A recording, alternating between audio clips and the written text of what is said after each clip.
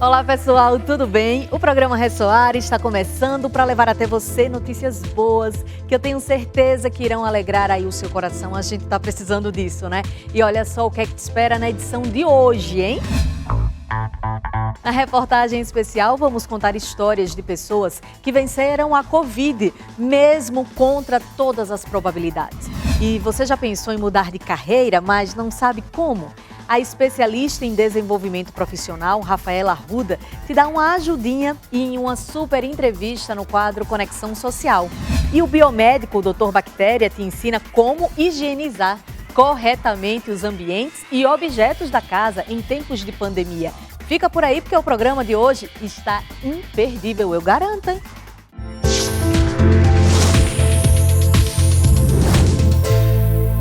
A gente abre o programa te convidando para conhecer juntos histórias de brasileiros que se viram cara a cara com a morte e conseguiram sobreviver, mesmo diante de todas as adversidades.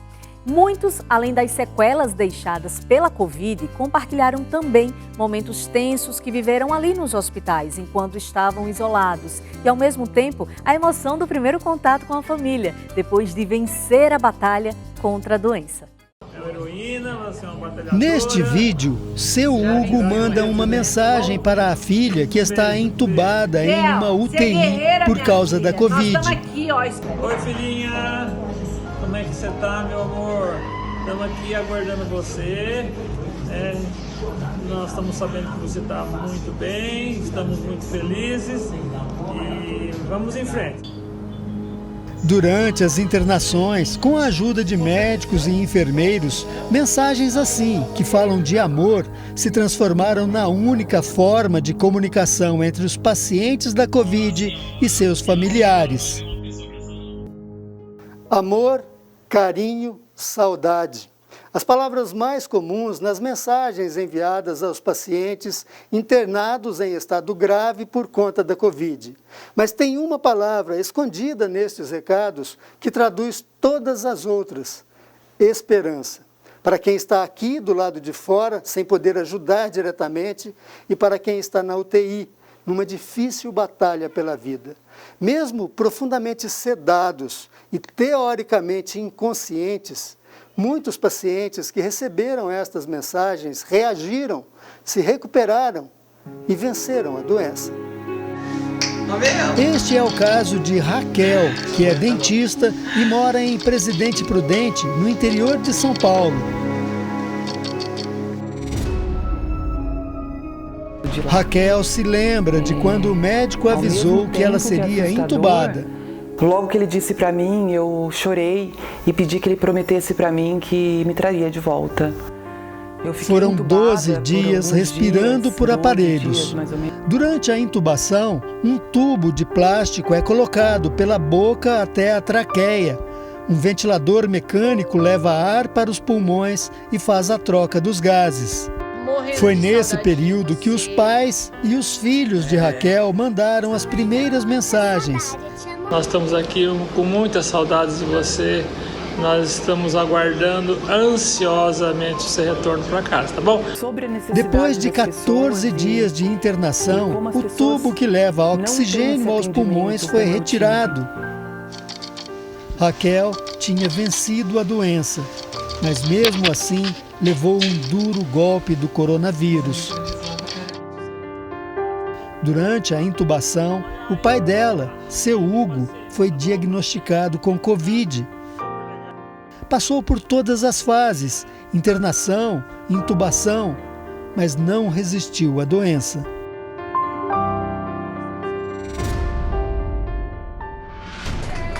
Amor e carinho também sustentaram o seu Sérvio durante o longo período de internação. Ao todo, foram 73 dias no hospital, todos eles na UTI. 17 dias entubado e desenganado. O médico falava pra gente, o estado do seu pai é um estado gravíssimo, delicado, e nós já demos todos os antibióticos. Se não tiver resultado amanhã, não tem mais o que a gente fazer.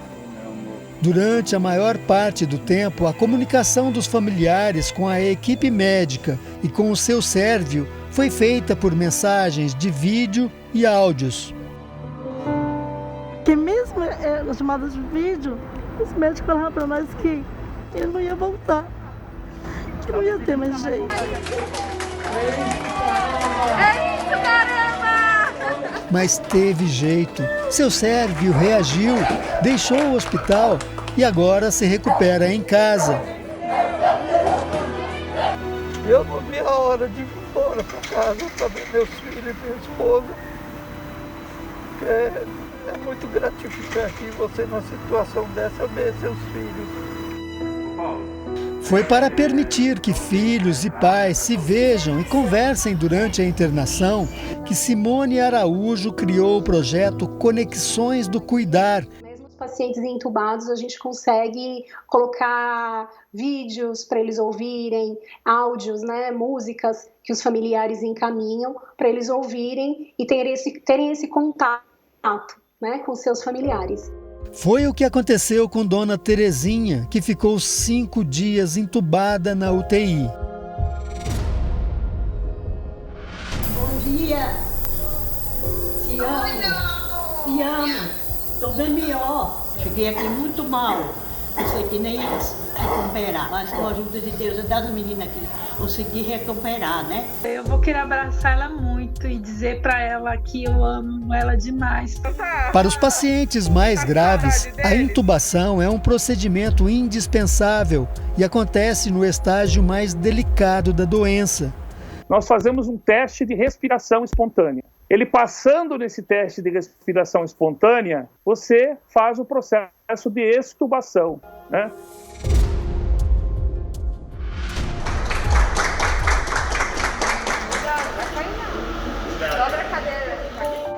O caso da Érica é considerado por muitos um milagre. Com 100% dos pulmões tomados pelo vírus e sem saber o que estava acontecendo, ela viveu momentos de pânico no hospital. Eu escutava pessoas conversando perto de mim, falando, nossa, coitada, essa só viveu 37 anos. Após 5 dias na UTI, um ato de desespero. Eu acordei e arranquei os tubos. Depois que eu estubei, eu fiquei 2 dias sem conseguir falar. Eu sentia muita dor na garganta. Érica recebeu alta pouco antes do Natal do ano passado, quando ouviu do médico. E ele falou, eu queria te dar maiores explicações, mas ele falou, a única coisa que eu posso dizer é que você é um milagre. Dobra a cadeira. Eronaldo ficou 13 dias entubado. Mais um dia e ele teria que passar por uma traqueostomia. Nós acompanhamos a primeira ligação de vídeo dele com a família. Nós estamos orando muito por você se recuperar, viu? Momentos que ficam para sempre. Lembranças positivas de uma luta intensa que travaram contra uma doença tão perigosa e perversa que distancia os pacientes das pessoas que mais amam e que conseguiram, de certa forma, se aproximar com a ajuda da tecnologia. Meu amor da minha vida, eu te amo! Quando a senhora tiver, eu vou dar tanto abraço na senhora. Obrigado. Te amo. Histórias como essas aí enchem o nosso coração de esperança em meio a tantas notícias negativas, né? É porque essa é a missão do programa Ressoar, viu? Te deixar muito bem. E o programa Ressoar faz a primeira pausa, mas não sai daí, que a gente volta já já com muita notícia boa para você.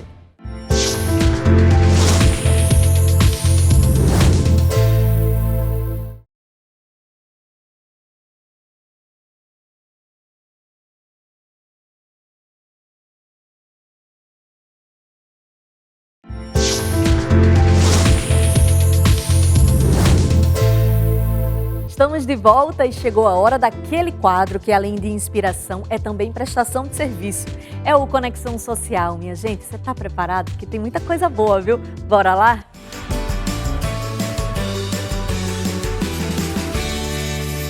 Nossa convidada de hoje é empresária, hipnoterapeuta e especialista em transição de carreira. Formada em engenharia civil, encontrou seu verdadeiro propósito de vida, transformando a vida das pessoas que buscam realização profissional. Eu estou falando de Rafaela Mendes, diretora da Omni Brasil. É um prazer receber você, Rafaela. Obrigada, Eunice, pelo convite, pela oportunidade de participar aqui desse programa incrível junto com você. Obrigada. Obrigada a você. Hoje nós vamos falar sobre vários assuntos que dizem respeito à carreira, à transição de carreira. Rafaela é uma engenheira civil que, no momento da vida dela, ela descobriu que o seu verdadeiro propósito de vida era transformar a vida das outras pessoas, inclusive ensinando como fazer essa transição de carreira, né? Queria que você começasse falando um pouco da sua história, Rafaela. Legal, Eunice. Bom, eu nasci numa família simples, como a maioria dos brasileiros, né? Eu tive muitas oportunidades relacionadas a estudar, mas muito pouco recurso assim, para poder ter as coisas materiais e coisas que eu vinha relacionadas com os meus amigos, com as pessoas que eu convivia, né? Mas para mim aquilo era tudo bem, era uma criança e estava tudo certo, estava tudo bem.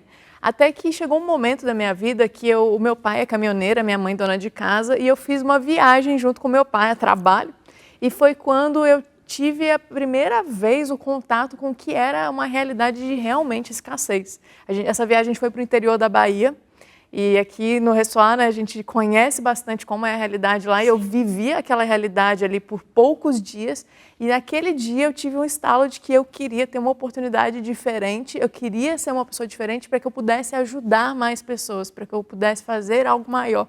E dali eu saí uma pessoa diferente, tinha 12 anos na época, e ali eu já decidi, já comecei a vender, já comecei a empreender, já comecei a fazer coisas que eu podia, o que dava, para poder conseguir um recurso a mais e conquistar mais coisas, porque eu comecei a acreditar em outra realidade. E como é com a maioria das pessoas, né, a gente aprende muito, principalmente até a minha geração, hoje em dia as pessoas estão começando a pensar um pouco diferente, que o que você precisa é terminar a escola, entrar numa faculdade para trabalhar numa boa empresa, ter um bom emprego, e é só essa condição que existe na tua vida, e você vai trabalhar com aquilo o resto da sua vida. E quando você tem que fazer essa escolha do vestibular, normalmente você é muito jovem. Eu tinha 17 anos e eu não sabia exatamente qual a profissão que eu queria para o resto da minha vida, né? É difícil tomar essa decisão, mas eu escolhi fazer engenharia civil, aparentemente era o que eu me daria melhor pelas notas que eu tinha na escola, e basicamente só por isso, não tinha nenhuma outra experiência. Sim. Fiz a faculdade, me formei, conquistei esse objetivo, esse sonho, comecei a trabalhar na construção civil, só que eu não estava verdadeiramente feliz ali no meu trabalho. E comecei a identificar isso até que eu decidi que eu precisava fazer uma transição para trabalhar com algo que me realizasse. Então, em resumo, foi assim que aconteceu. Foi assim que aconteceu. E como é que você fez essa transição? Porque até então era o sonho dos seus pais também, ter uma filha formada, né? E para você também, tudo que você passou, porque para conseguir se formar, principalmente em engenharia, a gente sabe que não é tão simples assim, né? O que você fez? Qual foi, assim, o start para você fazer tomar essa decisão? O start principal, primeiro eu comecei a identificar algumas coisas que não estavam me fazendo felizes. Comecei a perceber que eu ia para o trabalho, que eu tinha uma obrigação ali no trabalho, mas realmente não estava muito feliz com aquilo que eu fazia. Só que aquela coisa a gente vai deixando a vida levar, vai deixando as coisas acontecer, até que eu entrei num processo depressivo. E não só por conta do trabalho, mas começam a acontecer outras coisas também na nossa vida pessoal. Se já não está bem em uma área da vida, no meu caso era no trabalho, então você começa a colapsar todas as coisas. E foi isso que aconteceu comigo. E então eu fiz um processo de hipnoterapia naquele momento para poder sair da depressão. E quando você passa por um processo como esse, poucas pessoas talvez conheçam sobre a hipnoterapia, mas quando você passa, é uma libertação tão grande de uma emoção negativa que você começa a enxergar outras realidades e outras possibilidades. E foi aquilo que aconteceu. Logo depois que eu passei pela hipnoterapia para resolver aquele problema da depressão, eu comecei a ver, cara, tô bem, só que ainda não estou 100% satisfeita porque o meu trabalho não me faz realmente feliz. Eu não estou realizada aqui. E eu comecei a buscar o que podia me fazer realizada. Você sofreu muita resistência familiar? Nossa, muita resistência familiar, mas tinham dois lados, né? Tinha um lado da resistência e tinha um lado da resistência que eu achava que teria. E às vezes isso trava mais do que o que acontece de fato. A gente fica pensando, cara, mas imagina a minha família, né? É o sofrer por antecedência, né? Exatamente. Imagina o que eles vão pensar, o que eles vão fazer. No meu caso, o meu pai ele foi muito tranquilo. Ele tem um espírito mais empreendedor, o meu pai ele é mais tranquilo. Eu nem esperava que ele fosse tão assim. Minha filha, você não está feliz, faça outra coisa, seja feliz. A minha mãe, ela me disse as mesmas coisas, mas bem travada, e eu sabia que ela chorava muito, que ela sofria muito de medo, né? Ela, meu Deus, a minha filha está bem na carreira, porque não era uma coisa, não está dando certo, então não está dando certo, eu vou largar. Não, eu não estava feliz, estava dando certo, eu tinha um bom salário, estava tudo bem para quem olhasse de fora, mas internamente não tinha realização. Então, para ela, era um medo muito grande.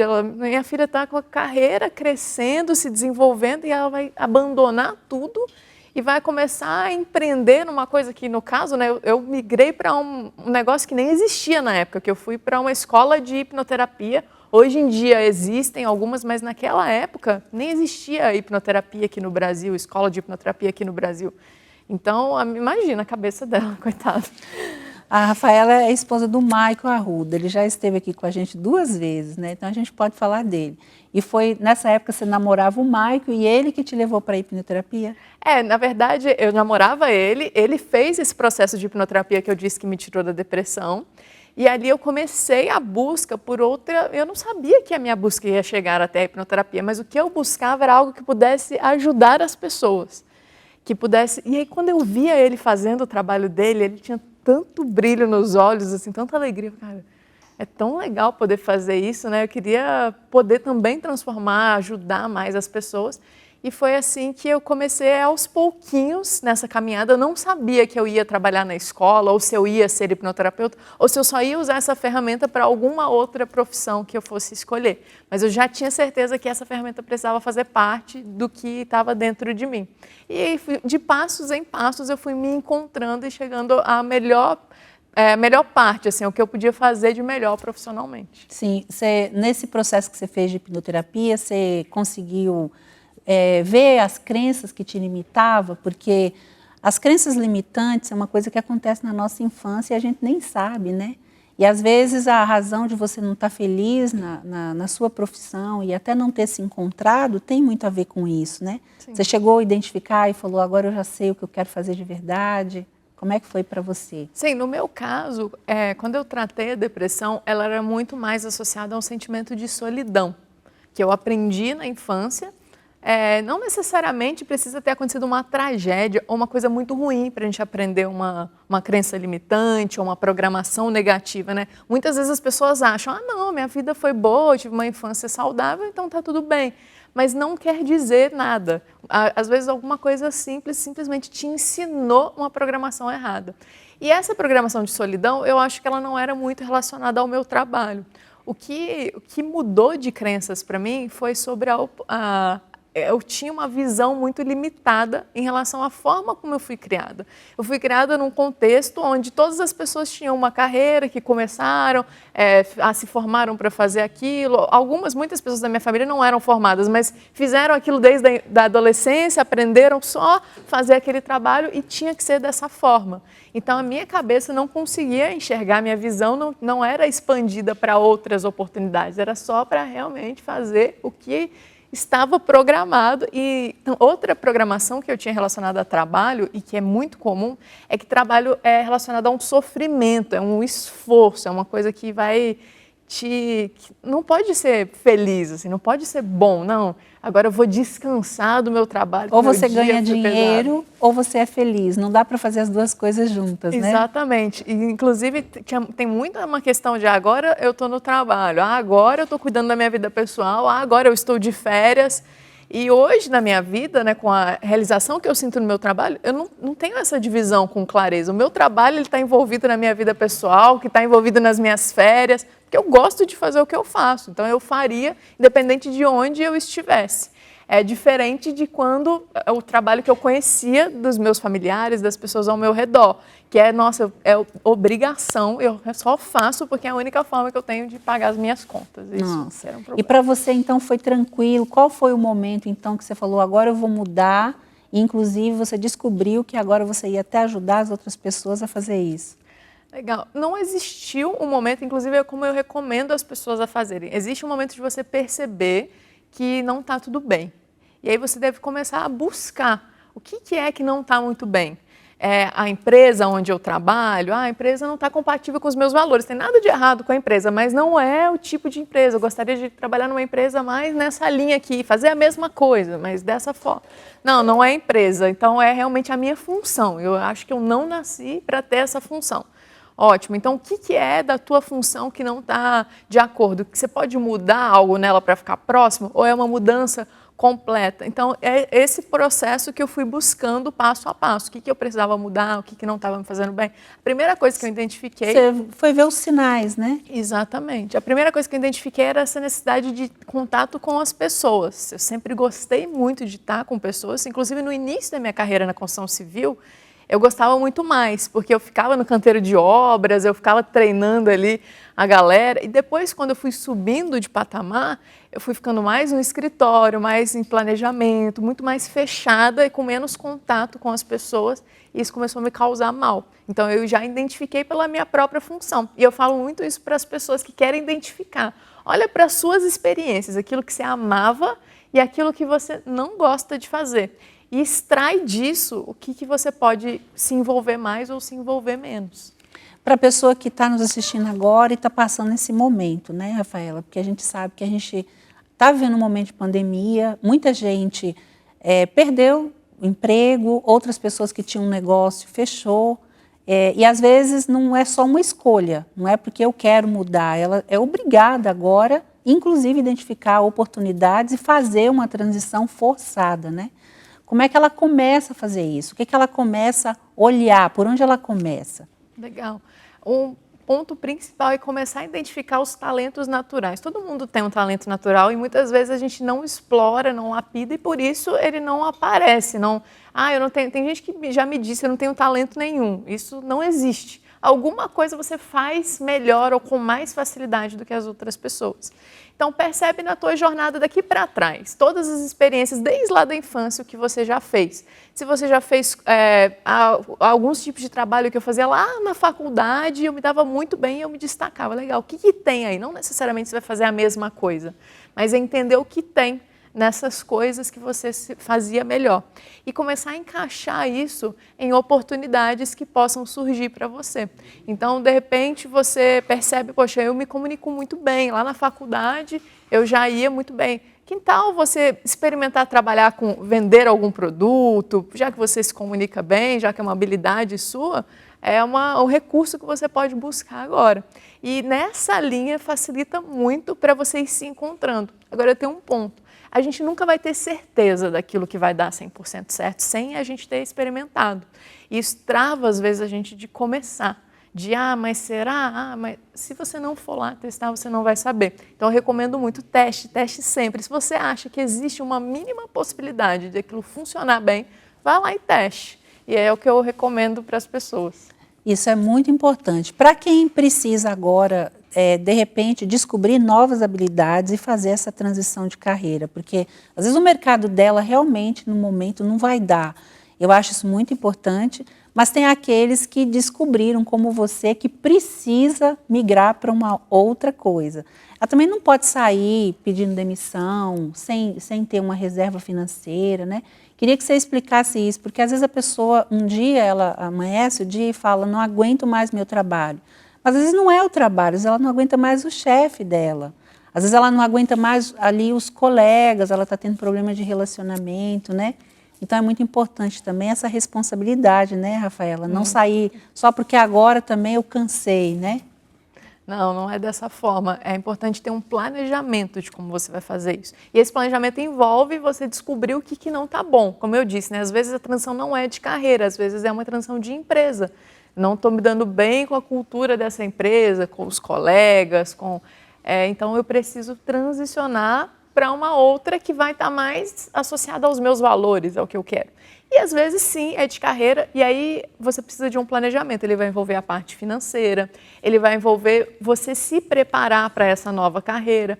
Muitas vezes as pessoas elas esperam chegar no limite e por isso elas tomam esse tipo de decisão. Então, se você já percebe, eu não estou 100% feliz, você já pode começar a experimentar coisas. Você pode fazer um curso nos seus finais de semana, no horário que você não está no seu trabalho, um curso associado a alguma coisa que te interessa, ou fazer algum freelancer, um trabalho ali só de final de semana, ou até se o seu desejo for na parte do empreendedorismo, né, já experimentar, abrir um negócio bem pequenininho para você se testar, se experimentar e não esperar chegar a esse momento de eu não aguento mais. Porque nesse momento a gente tende a tomar decisões erradas. E aí realmente é muito sério, né? A gente precisa estar melhor preparado, principalmente financeiramente. Sim, e tem também a questão da pessoa fazer uma segunda renda, né? Outra coisa que é importante, que eu queria até que você falasse sobre isso, acho que você tem bastante bagagem para falar sobre isso, porque às vezes assim, na sua missão de vida, que é aquilo que você faz, e você tem um propósito, né? Então nem sempre no seu propósito você vai fazer a mesma coisa. Por exemplo, você gostava de pessoas, você se encontrou naquele momento como engenheira e você fazia isso. Chegou um momento que não fazia mais sentido, então agora você queria fazer mais e, acredito, ficou dentro da sua missão, que era trabalhar com pessoas, desenvolver pessoas, e agora você faz isso. Não significa que a pessoa que hoje está fazendo alguma coisa, ela vai fazer o resto da vida, mas dentro dessa missão que ela tem na vida, ela vai encontrar formas de fazer, né? Você pode falar um pouco sobre isso? Eu acho que é muito importante para as pessoas se identificarem. Nossa, Eunice, isso é realmente muito importante. Porque um grande problema, um grande desafio às vezes a gente acredita que a gente tem que tomar uma decisão definitiva e por isso a gente não toma decisão. A gente fica, mas será que é, será que não é? Mas não existe ser definitivo porque a gente está em constante mudança, né? Nós somos muito... Nós mudamos o tempo todo de opinião, de emoções, até de estrutura. De repente, um momento você está ali solteiro, aí outro que você já tem a tua família, os seus pensamentos já são outros. E isso é absolutamente normal. O importante é que sempre você esteja buscando o que você vai fazer de melhor, que vai fazer mais feliz.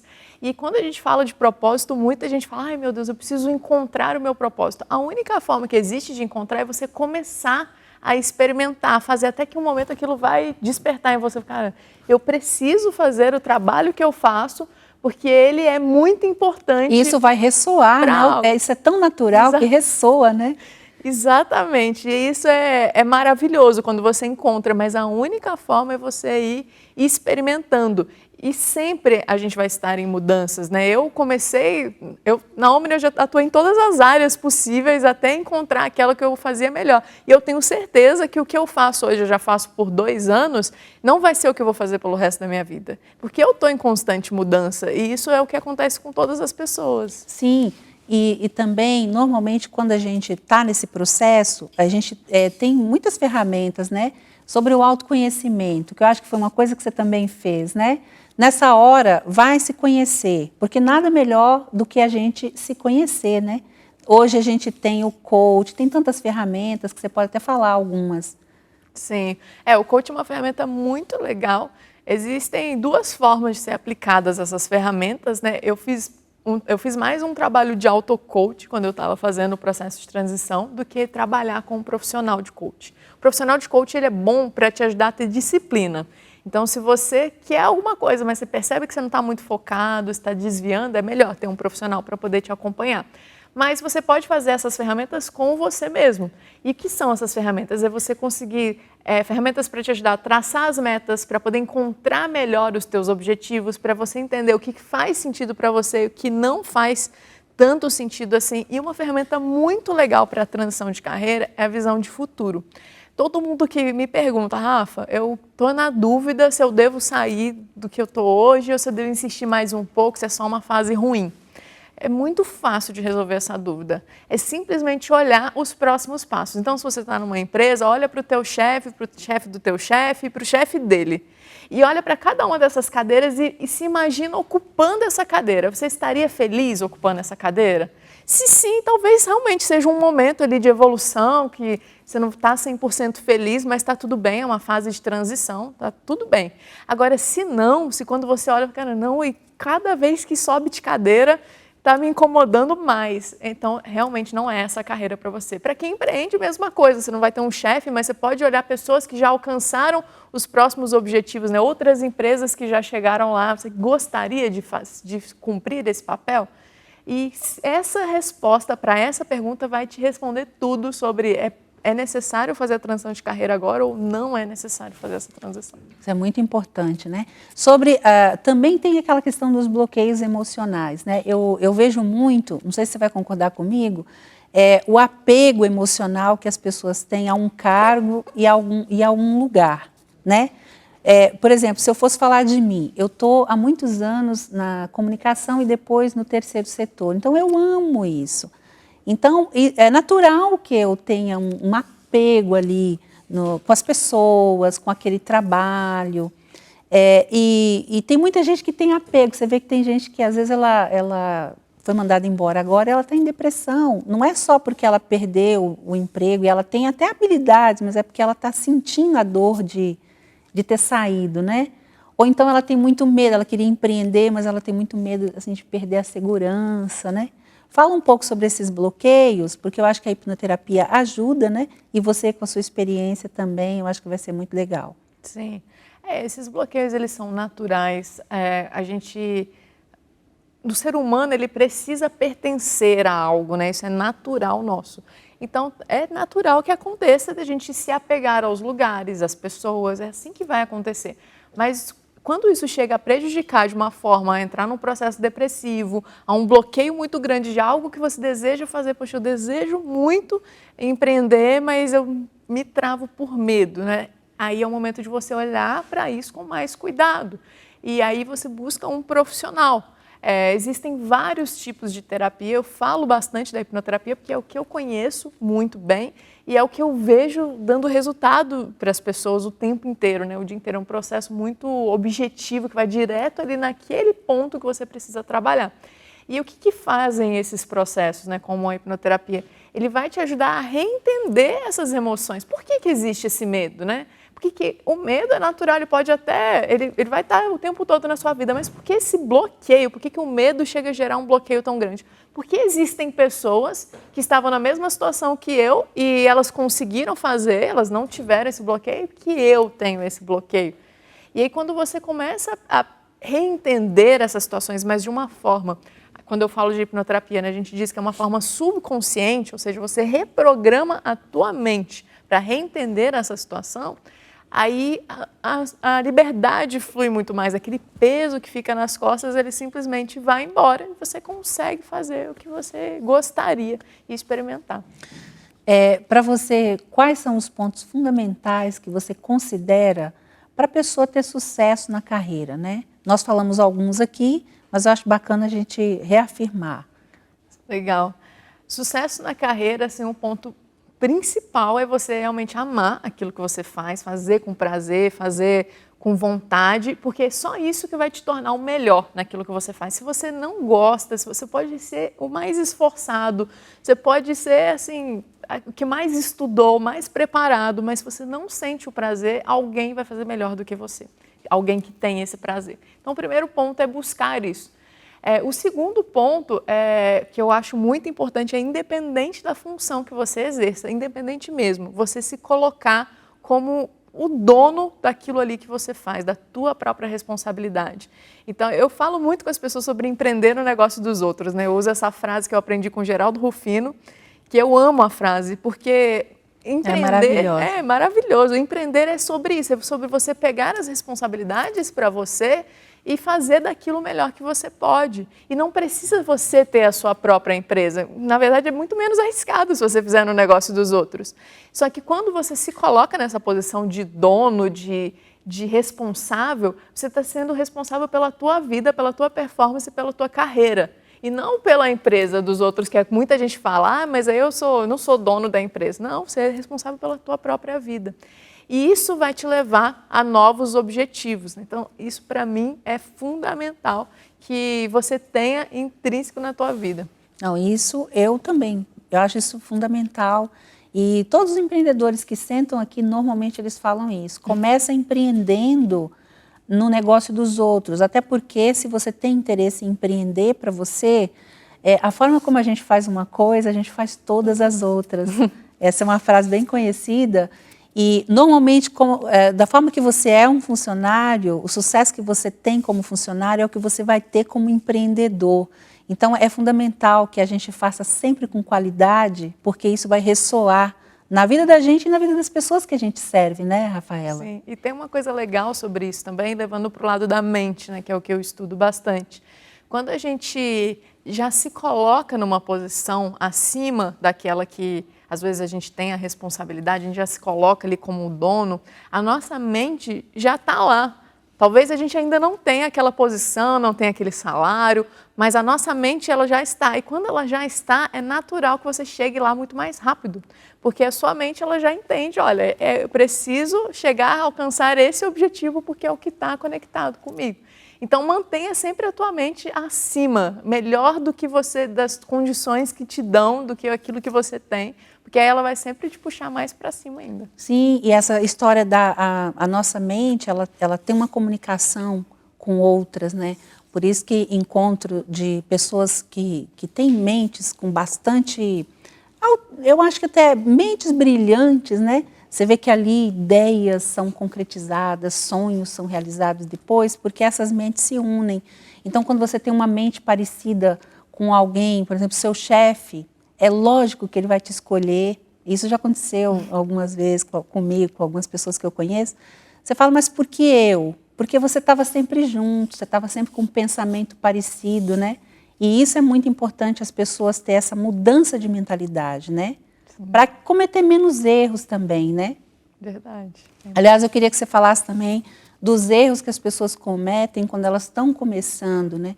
Porque normalmente a gente, no início da nossa carreira, a gente comete alguns erros por falta desse autoconhecimento, né, Rafaela? Sim. Acho que é bom a gente ajudar as pessoas com isso também.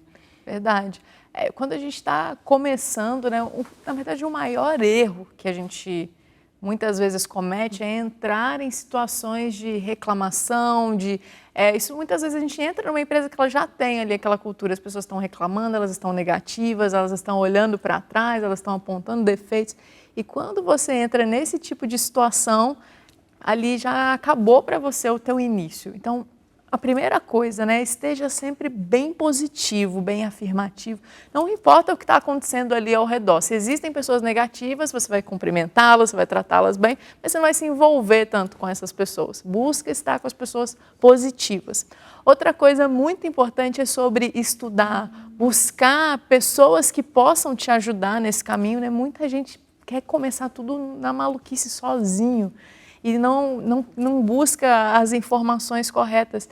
E para independente se você vai empreender ou se você vai trabalhar numa empresa, né, para cada oportunidade ou para cada tarefa, para cada coisa que você deva cumprir ali na sua missão, existe a melhor forma de ser feita e alguém já aprendeu, porque alguém já tem uma experiência. Então aprenda muito com as experiências dos outros.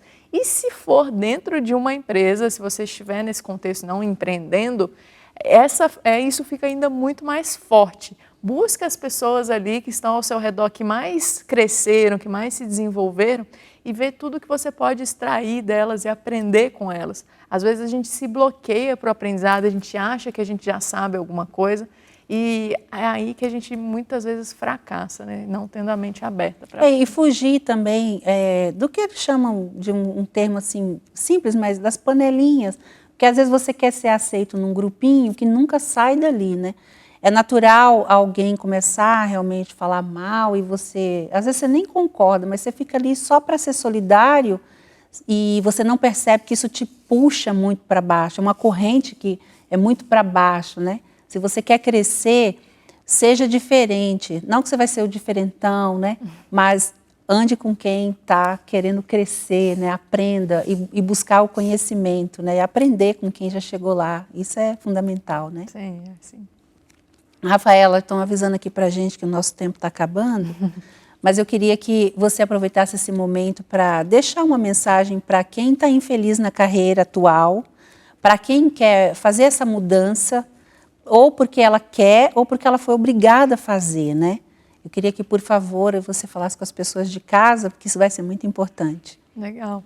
Bom, se você hoje não se sente 100% feliz no teu trabalho, existe alguma coisa que você possa fazer que vai te realizar muito mais. Por mais que você não tenha certeza de qual seja, comece fazendo essa transição. Você vai fazer aos poucos, você vai experimentando.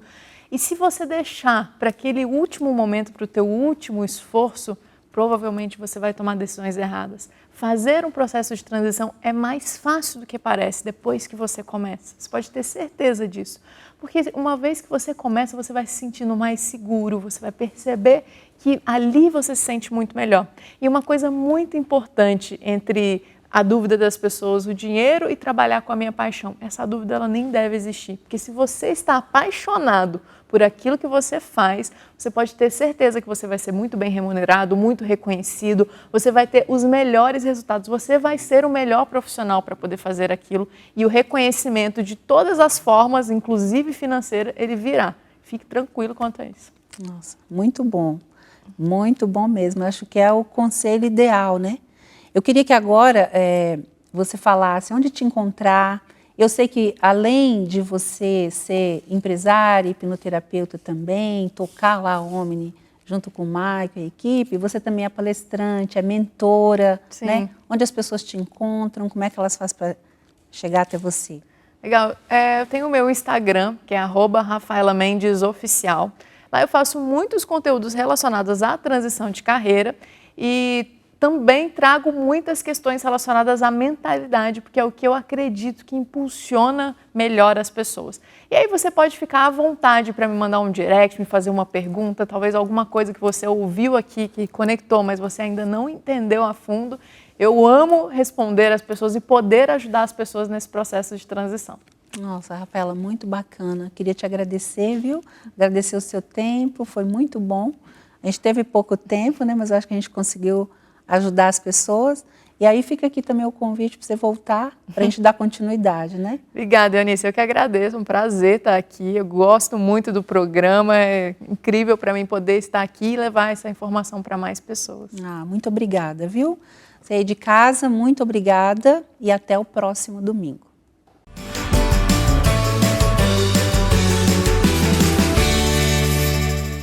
Mais uma pausa, mas na volta, o biomédico Dr. Bactéria te ensina como higienizar corretamente os ambientes e objetos aí da sua casa em tempos de pandemia. Então não sai daí, porque tem muita dica boa, viu?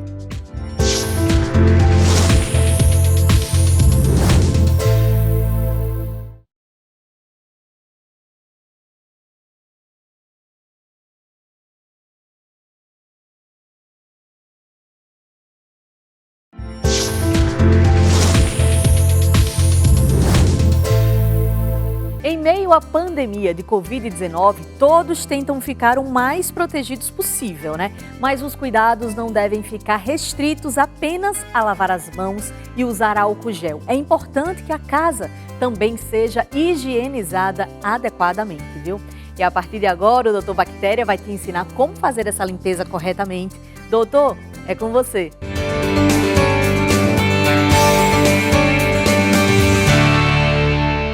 Olá, tudo bem? Bom, meu nome é Roberto Figueiredo, mas é claro que vocês me conhecem como Dr. Bactéria. Conforme prometido, eu estou de volta aqui no Ressoar Vida e Saúde para falar sobre os perigos ocultos aqui no seu dia a dia na sua casa, né? Para falar como você se livrar desses germes que podem fazer mal para você. E hoje nós vamos falar de como você higienizar o seu ambiente, a sua casa, o seu chão, o seu piso, né? E o controle remoto, e o celular. Isso tudo nós vamos mostrar para vocês neste quadro aqui do Ressoar Vida e Saúde. Bora! Bom, gente, com relação ao chão, ao piso aqui, não existe segredo nenhum. Nós vamos preparar uma soluçãozinha que eu coloquei até o nome de soluçãozinha mágica do Dr. Bactéria. Por que soluçãozinha mágica? Porque essa solução você vai poder limpar chão, azulejo, a pia, o sofá, dentro do seu carro. É só você ir trocando o pano, trocando a esponja. E primeiro vamos começar a fazer essa solução, né, gente? É bem fácil, né? Primeira coisa, 1 litro de água, 1 litro de água, 1 colher de sopa de detergente e 1 colher de sopa de bicarbonato. Né? Vai trazer esse balde aqui, porque nós vamos começar a limpar esse chão. Pega esse pano, mergulha na solução, torce bem torcido, passa no chão.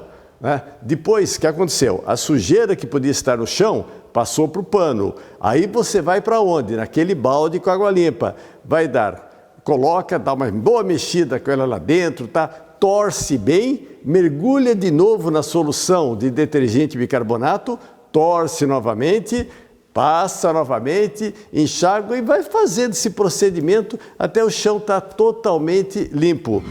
Bom, gente, vamos partir do princípio, tá? Aparelhos eletrônicos, materiais eletrônicos, eles são inimigos de água. Então, nada que tiver água pode ser utilizado para a limpeza deles. Por exemplo, o álcool gel, ele tem praticamente 70% de álcool e quase 30% de água. Então, não pode ser utilizado. Nós vamos utilizar para este tipo de equipamentos aqui, este álcool chamado álcool isopropílico.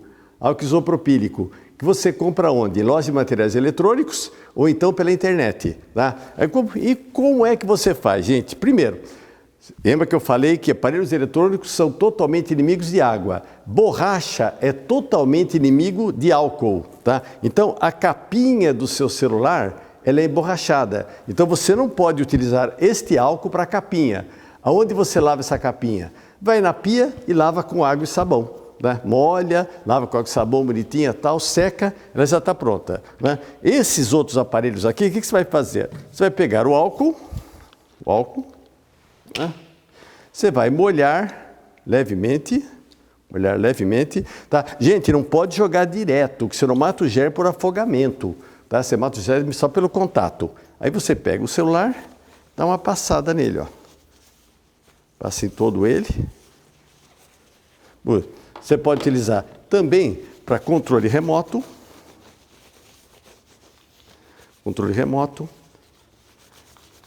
Né? O controle do ar-condicionado, quer dizer, tudo que for eletrônico você pode usar este álcool.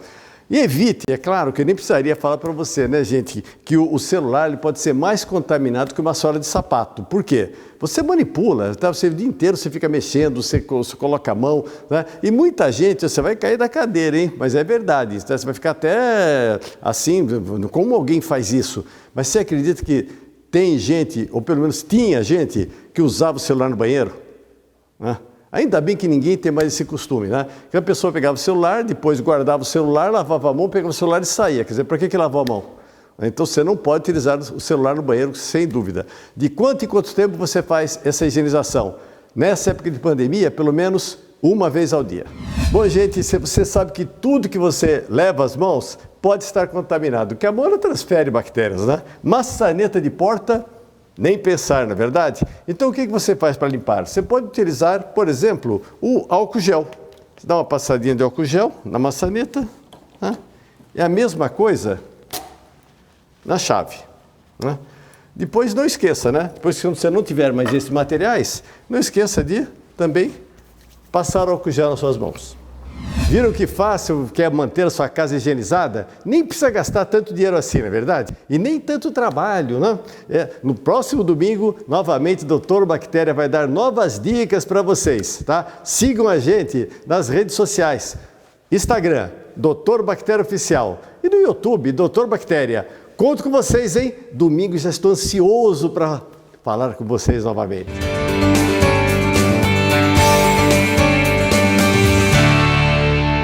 O programa Ressoar de hoje vai ficando por aqui. Para ver esse e outros programas, se inscreve aí no nosso canal do YouTube, siga também as nossas redes sociais para ficar por dentro das novidades do Instituto Ressoar, beleza? Muito obrigada, meu povo, pela sua companhia e nos vemos no próximo domingo. Bora lá?